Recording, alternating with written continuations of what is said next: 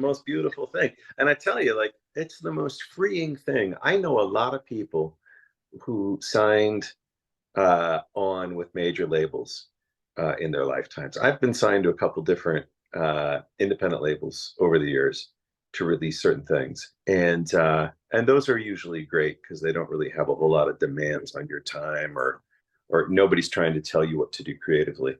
Everybody I know who got onto a major label, suddenly there were people who weren't musicians telling them how they needed to write different and sing different and play different and approach different and do all these different things that weren't them, or weren't who they were as artists, weren't the reasons they got signed in the first place, which was always peculiar to me. And one of the things that they, to a person, have bemoaned is that they lost their creative freedom, right? Somebody else was dictating what they could and couldn't do. And one of the great things about doing what I do is nobody tells me what I can do. I can do whatever I want, and it can invite whoever I want to play on it, and all they got to do is sing.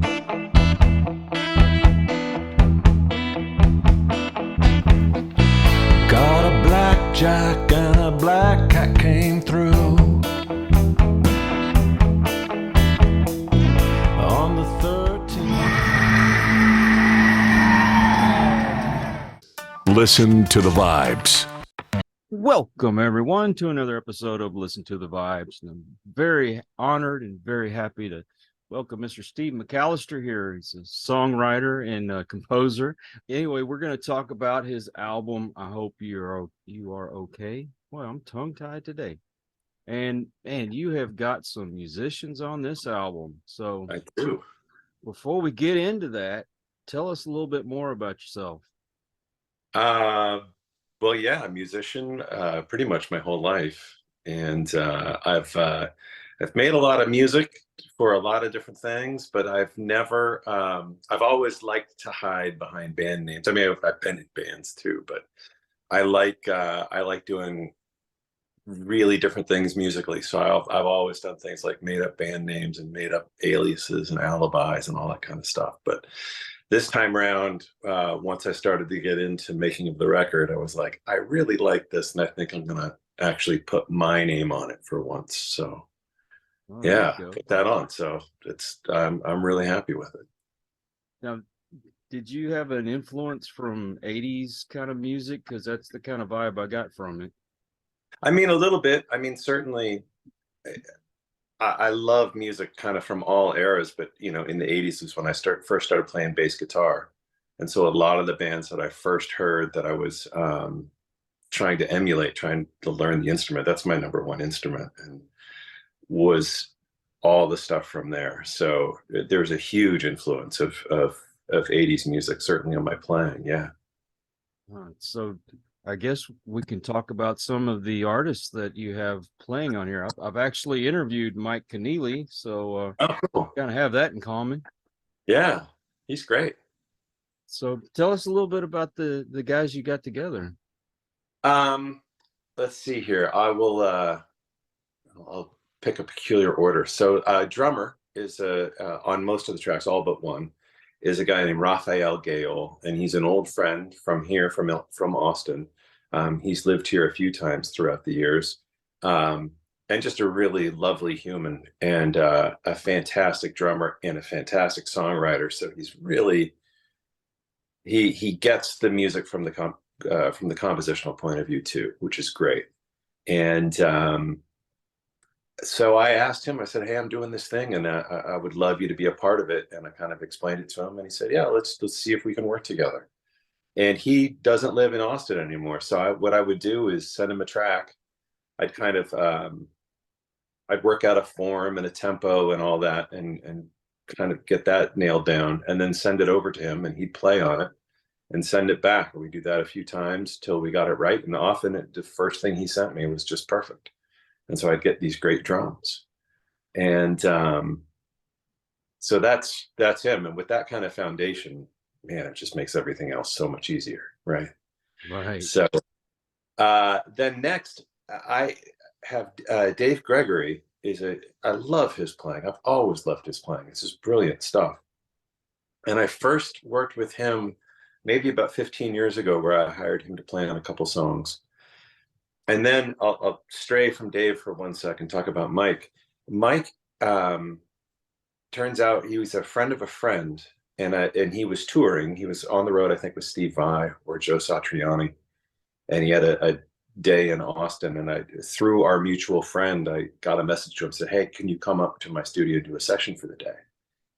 And he said, "Yeah." And I was like, fantastic. So I went and picked him up. I had to borrow some guitars, because all his guitars were, with the band and the road crew, and came up. And in the conversations on the way, he mentioned how much he likes Dave Gregory as well, and that they've been friends and they've always talked about being in a band together. And I thought, ooh, that'd be great. So this was 8, 9, 10 years ago. So I kind of filed that away in my brain. And when I got Roth involved, well, I sent notes to Mike and I sent notes to Dave, and I said, "I'm doing this thing and I would love for it to be like the four of us primarily. Are you all in? Are you interested in doing this?" And they're all busy guys, but they all said, yeah, if, as long as we can work it around our schedules. So the bulk of the record is Roth with Mike and Dave. And then I brought in some other people at different times for little bits, but yeah, that's the bulk of the band. Wow. And you mentioned that you're in Austin. Whereabouts in Austin? I'm just to the like northeast Austin. That's where I am. Oh, okay. I used to live in Cedar Park. Oh, right on. Yeah.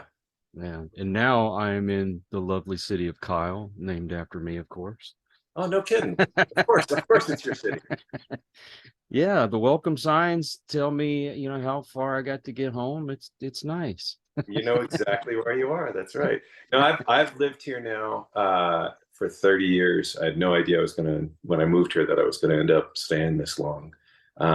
And I've lived all over town, I think in like 8 or 9 places in 30 years. So, but this is where I am now. It's great. And Austin is just full of musicians. You run into quite a bit around town. I used to a ton more. But then I used to be out and gigging like all the time. I used to be out gigging 3 and 4 and 5 nights a week with a variety of different bands. And then as I got older, and a couple of the bands that I was in, I don't want to say we broke up, but we just kind of quit working together. And then there were kids and getting married and spending my time elsewhere, the musicians I know in town are the musicians that I knew in town 15 years ago, So, which is great because they're all fantastic, but I don't know, like, I'm sure there's like this whole crop of newer, younger, fantastic players that unfortunately are kind of a blank to me. Have you done South by Southwest? I did. I've done it a few times with a few bands that I led, and then, although it's been a while, but there was a long stretch of years there where I was always hired as a sideman for at least, well, some bands would play not just the festival, but they'd play 3 or 4 times during the week as well. So it was like, oh, I'm playing with 3 groups, but I'm playing 15 times in 5 days. It's great. Yeah. Well, let's get into the album a little bit more. Yeah. What I'm curious is, what is the underlying theme of the album? Because like there's a song in there called I believe it's Letter to My Son, and kind of some really touching music in there. What were you thinking when you wrote this? The songs all came at different times. Mhm. And so I don't know if there's an overall theme to the record itself. But I tried to be very, very honest lyrically.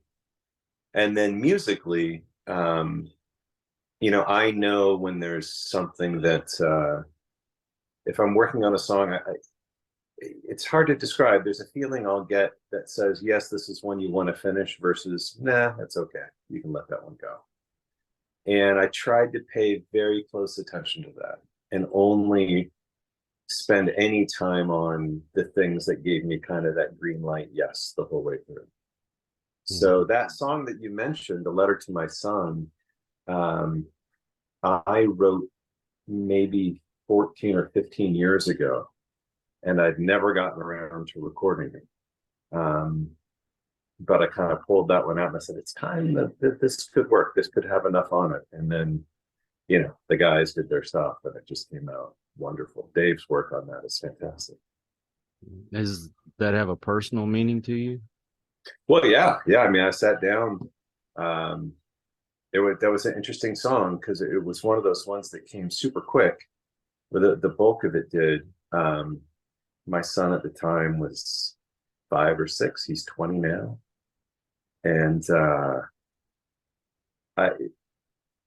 some reason that the title came to me, it's nowhere in the song. And then I thought, well, what would I do? What would I tell my son? What if I could give him one letter, like that was it? What would it be? If I had to make it as short and concise as possible. And I sat down at the piano and kind of plonked it out. And I don't think it changed very much through the end. So I'll tell you what, they grow up so fast. I mean, my daughter's about to turn 31. Wow. Yeah. My youngest son is 26 now. It just goes by too fast. My dad used to say that to me when I was a kid. I remember, I think the first time him saying it when I was maybe 12. And, your sense of time as a 12-year-old is utterly different. Summer, like the first day of summer seems like it's going to take forever to get back to go to school. 3 months is this enormous amount of time. But I remember my dad saying, like, oh, it goes so fast. And he would say things like, well, 10 years, well, that's not very long a time. And I would think, that's crazy. Like, what are you talking about? That's an enormous amount of time. But now, with some age and, 3 kids that are growing fast, it's like, it is rockets by. And then I think of things, my son's 20. In 20 more years, he's going to be 40. And then that doesn't really seem to work real well in my head, It's like, somehow that math doesn't make sense. It's like when you go to the store and they card you, and you're like, man, I've been 21 twice and I'm working on the third time. Exactly. Exactly. But gosh, man, we were talking about that today, how parents, they seem to give a kid an iPad or something, and that's their babysitter, or they put them in front of the television, and then you don't get that time back. So you don't. And everybody's got their own theory and their own ways to raise their kids. But yeah, once it's gone, it's gone. It's something. That's a hard pill to swallow. I try to really, be with my kids when I'm with them, and I fail at that sometimes. But it's super important. I love it. And when I get back to see my folks, I try to do the same thing. Really spend the time with my dad and really spend the time with my mom, because that's not going to be around. Yeah. That's for sure. I mean, I grew up mostly around my grandparents, and now they're both gone. And that hit me so hard to think, gosh, they're not here anymore. I'm always used to them being here. Yeah. But do you have any other song on there that has a little bit more meaning to you? Well, they all come from, I mean, that one specifically, that one's very sort of on the surface, doesn't take too much digging. But the rest of them, I mean, kind of run through. Yeah, they all do in some way. I mean, the opening track's called "Because I Love You Too Much," and it's that idea of I wasn't able to actually write it the way I wanted to write it. In a way, I kind of failed on that lyric, but I wanted it to be about those things you hide from your spouse, maybe because you're embarrassed of them, or you're ashamed of them, or that impulse, it's hard. It's hard to talk about, 'cause I never really fully formed it, which is probably why it was so difficult to write about it. If I can't think about it, right? I certainly can't write about it. But I think all of the songs came from like a serious place, even if they didn't come out as quite a serious song. The one I wrote last was called Sunshine Ladies. That was the most recent tune. And again, incredible guitar work by Dave, just unreal. And that was all about, asking kind of asking for the sun to come back after, if you have a period of depression or sadness or grief or whatever, to say like, hey, can you come back now? I would like for you to come back now. I'm ready for you to come back. So, they're all from, as I was saying earlier, I wanted to write songs that mattered to me and kind of had that green light yes all the way through. So I didn't want to write a song about, something superfluous or something I didn't really mean. I really wanted it to matter, I guess. And a lot of it kind of comes from pain, I suppose. Yeah, sure. Lyrically, yeah. It's interesting. My wife says that there's like a string of sadness through a lot of my songs, and that's not on purpose. It's not like I sit down and say, I'm going to write a sad song. I think in a way, it's a really great outlet for processing some emotions too. But I don't. It's not by design, And maybe there's something in the back of your head you haven't kind of resolved yet. That could be. That could really be. I absolutely open to that possibility. And I know that there have been songs I've written in the past that felt, while I was writing them, like almost like therapy. It's like it's good to get this out. And I've had the experience before with some of those where it's like, well, once I was able to take this emotion or whatever this was that I'm dealing with and kind of put it physically into the world as a song, of like, well, now it's not in me anymore, right? It's just kind of a way of getting rid of it. So I didn't feel that specific, I don't think, with any of these tunes, but there was some of that. Yeah, there's absolutely some of that processing, sure.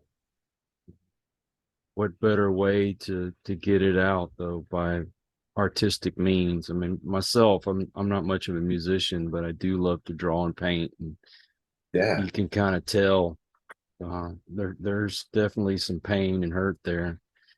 But is there anything in your life that you've personally had to overcome? I mean, I've suffered from depression since I was a kid.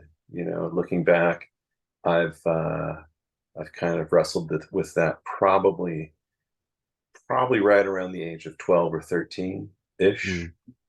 And yeah, I mean, so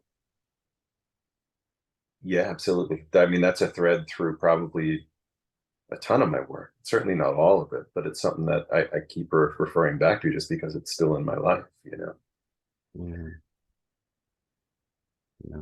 I know what you mean. I've dealt with that myself, and I won't get into details, but it kind of burst out in my late 30s and put me in a hospital for a while. Yeah. And, Yeah, I've had to take there was a time where I had to take some time away from work because of some mental health issues, and it was like it was getting kind of critical, and thankfully this kind of conversation would have been taboo 3 years ago. People just wouldn't have talked about it. It seems to be more I don't know, the world seems to be a little bit more open to discuss mental health issues. I mean, they're health issues, but it's yeah, dealing with that's really hard. I mean, you know what it's like when you wake up and it's one thing when you don't know you feel wrong. That's like a whole other can of worms, but it's another thing you wake up and you know that you're like, I know this doesn't feel right. Like, this is horrible. and I don't, I can't go take penicillin for this. This is something deeper, And it's crazy, the medications that they want to give you will sometimes make it worse. Yep. That's one of the reasons why I had to get off the medications I was on. It made me want to hurt myself. Yeah. Well, the number of people I know who are on medications for either, extreme anxiety or depression, I mean, it's a huge number. It's an astonishing percentage of people that I'm close to. That I think there's this idea, it affects this very small percentage of the population, and 3% of the people are on medication for it. It's like, no. It's a ton of people. It's a lot of people that are having these struggles. So, I feel for them. It's not easy sometimes. Well, there is help out there, and I'm going to stop and say, if you are having any problems, please find help, please. Yeah, I mean, for me, like, I would go crazy if I didn't have an outlet like music. Like, it would, I don't know, I would be a much, much different person, I think, in a much worse spot. And so I have that. So, yeah, whatever the help is that you need, it's out there. Please find it. Well, let's bring the vibe up a little bit. What do you like to do outside of music? I'm a pretty family-oriented guy. So time with my kids, time with my wife, that's gold right there, If I spend an awful lot of time doing that, and so that I have an awful lot of pretty good days. I like to cook, and occasionally I get out in the garage and build something interesting, but mostly it's the family. Mostly it's, if I get 5 extra minutes, I'll go sit down at the piano and mess around, or pick up a bass guitar and mess around. So, yeah, man, I wish I had hours and hours to spend diving into all the things that I love to do. I used to love to read, and I have very little time to read anymore. So in fact, what's interesting about one of the interesting things about this record is I used to, before kids, if I was recording, I would have these giant blocks of time, 4 and 5 and 10-hour sessions. Sometimes I'd go all night and work, and I was younger and could do that without much repercussion the next day. But I loved having those giant blocks of time to do work in, and I just don't have those anymore. And it was this kind of shift that happened a lot while making this record of, you don't have 4 hours. You have 40 minutes. Go do something in 40 minutes. Oh, I better make those 40 minutes count. No kidding. And do you ever get down to Lake Travis? Used to a lot more. I used to work on Lake Travis on a restaurant that's no longer there. And that was a long time ago. But I used to get down there. I was down there a few years ago. One of my coworkers had a boat, and he said, hey, I'm going out Saturday. You should take the whole crew out or whatever. So my work was a small startup. Everybody went out and got on his boat and went sailing for a while. It was great. I think Frank Beard lives on Lake Travis. I've heard that. I've heard he lives here, and I've heard that somewhere in town, Joey Kramer, drummer from Aerosmith, lives somewhere. He lives in Cedar Park. Yeah? Yeah, right. Been to his house, actually. Really? Never got to meet him, but I've been to his house. Wow. Yeah, and you'd be surprised. Not a lot of fencing or anything around his place. He's kind of open guy, I guess. Well, yeah, I don't. What took you to his house, but not to him? I worked for the city. Oh, okay. So yeah, that's the only reason why I knew, because I worked for the city. Gotcha. I think Nikki Sixx lives close by. Really? Yeah, he was at a Whataburger that a friend of mine was manager at. Wow. He has the security video to prove it. I met Nikki Sixx many, many years ago. It was probably in the 80s. Must have been in the 80s. I was driving home from college, and I stopped at this. I was living in California at the time, and I was driving through LA from Northern California, and I stopped at this shop that was called the Bass Center, and they were just specialized in basses, right, and amps and stuff. And I knew one of the guys working there, so I figured I'd stop in. Hey, I'm a bass player. Let's see what they got there, anything interesting, and see my friend who was working there. So I go in and I'm looking at just these insane priced, beautiful instruments, stuff that I would never be able to own or would necessarily want to, you know. And I look over, and there's one other guy in the shop, and it's Nikki Sixx, and he's instantly recognizable. I mean, he had the orange and chrome Harley outside, and he's there with like his sleeve of tattoos, and his hair's all back, and we're looking at all these basses, and he looks at me and he says, "A 6-string bass. Can you imagine a 6-string bass?" And we're talking about that, and I'm like, I've played those, but I get lost on them really fast. I'm like, I'm a 4-string guy. And he looks at me and says, "Man, all I need is a 1-string bass." Right on. Fantastic. And that was it. And like, we were just nosing around, and the guy that I knew that worked there came out, and the three of us talked and kind of bullshitted for 30 minutes or so. And then I went on my way, and it was far out, man. Seemed like a nice guy. I heard he was pretty cool. But you know, Austin's loaded with musicians and all the actors that live around here. I mean, you figure, well, Willie Nelson, I think, is more out towards Marble Falls, but Sure.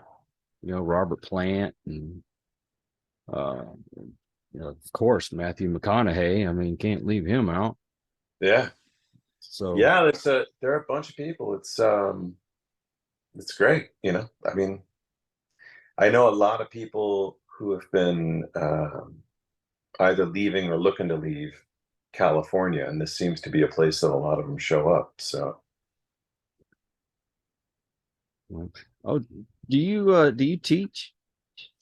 I have taught. I'm not right now, but I've taught on and off for, you know, a long time. So I was working out of a music school in Leander for a long time called Leander Music School. And I was able to teach virtually there after the pandemic. And right now, teaching my teaching switch is kind of off, but I hope to get back to it. I love to teach. It's great. So now that you've gotten this project done, are you working on a new album? Oh man. No. I will, no question. I have a couple things. Like, it's a nice thing to be able to sort of turn off the desire. I don't want to say the desire. It's a nice thing to focus on other things for a little while. So what I'm focusing on right now is, you know, this record comes out in, you know, 10 days, I think, 9 days. And, you know, doing the PR and all that for this record. And I'm really happy with that.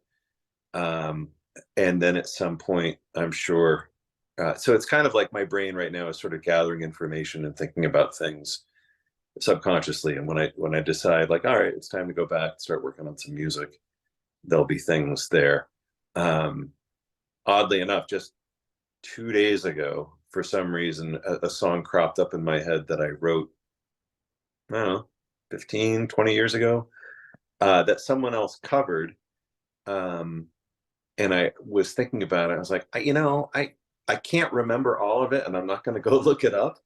But I sat down at the piano and started banging out some stuff to it, and I was like, you know, I got some cooler stuff to add to this song. Like, so that guy, I don't know, that could be the next one. I don't know, but yeah, I'm sure there'll be another record. I've made a lot of records, and I don't ever expect to stop. So I guess that's one of the good things about having something on the shelf later on. If you decide to maybe rework it, you can add new stuff to it. oh yeah, yeah, that's great. I mean, who says I can't? Whatever Hey, it's yours. You can do whatever you want. It's your music. Exactly. The most beautiful thing. And I tell you, like, it's the most freeing thing. I know a lot of people who signed on with major labels, in their lifetimes. I've been signed to a couple different independent labels over the years to release certain things, and those are usually great because they don't really have a whole lot of demands on your time, or nobody's trying to tell you what to do creatively. Everybody I know who got onto a major label, suddenly there were people who weren't musicians telling them how they needed to write different and sing different and play different and approach different and do all these different things that weren't them, or weren't who they were as artists, weren't the reasons they got signed in the first place, which was always peculiar to me. And one of the things that they, to a person, have bemoaned is that they lost their creative freedom, right? Somebody else was dictating what they could and couldn't do. And one of the great things about doing what I do is nobody tells me what I can do. I can do whatever I want, and it can invite whoever I want to play on it, and all they got to do is say yes, and we'll figure it out. That's not always easy, but I get to work with great people. Yeah, I've worked with some great people over the years, and this record's no exception. It's fantastic. So I'm super pleased. Are we going to see this on vinyl? I don't think vinyl. Everyone I talked to, I had CDs pressed, a few hundred, and we'll see what happens with those. Vinyl, if there's a demand for vinyl, I may get in line for that, but it's tricky because the people that I know that have done vinyl, first of all, vinyl is very expensive. It takes 6 months if you're lucky, 12 months if you're not, to get it back, because all the presses are so backed up. And then everyone I know, they have big boxes of expensive boxes of vinyl sitting in their garage that they haven't been able to sell. So I'd love to do it. It'd be super cool. I don't think anything I've done has come out on vinyl. So I would love to do it. And I, of course, had a huge record collection as a kid, where just enormous quantities of cardboard and vinyl, which was great. Loved it. But so for that nostalgia thing, I'd love to do it. I just don't know if I could ever afford it, Yeah. Isn't it crazy how it used to be records were, I remember buying records like $7 up to maybe 10, Yeah. $12. And then CDs were like 20 something dollars. And now it's the other way around. Yep. Nuts, Yep. man. I've seen some record shops, they got new vinyl. It's like $25, $30, because it's all beautiful, heavy, 180 gram, beautiful stuff. And let's face it, I think the packaging of vinyl is beautiful.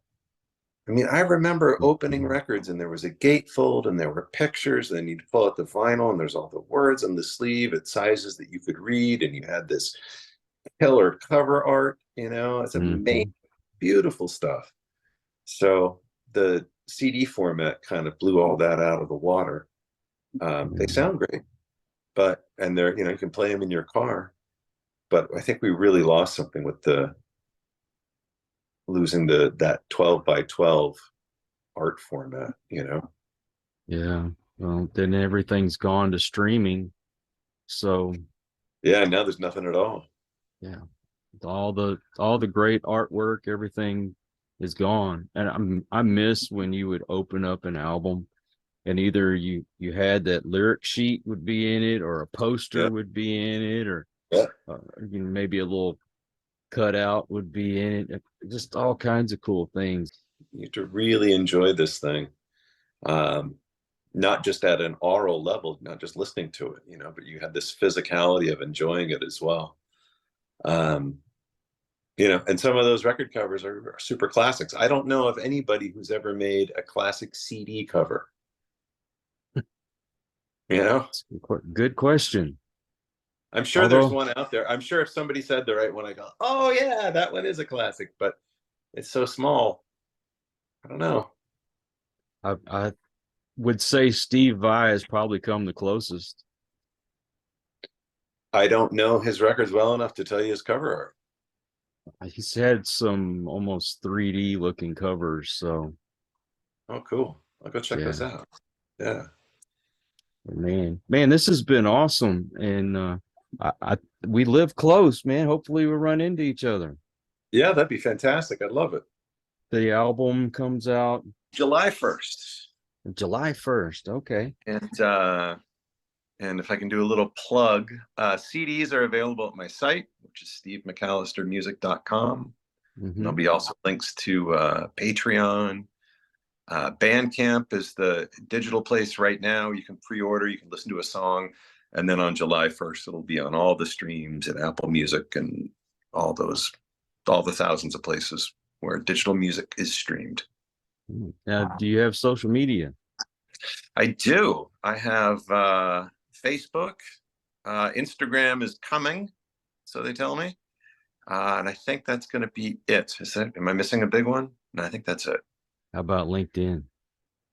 Yeah, I am on LinkedIn with all my compositional stuff on there as well. So yeah, look for my connection.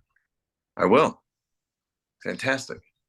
But Mr. McAllister, I can't thank you enough for coming on. Well, I'm glad you liked it, man. And thank you so much for inviting me. This has been really cool. And I also want to thank all you folks out there. If you are new to the channel, please hit that subscribe button.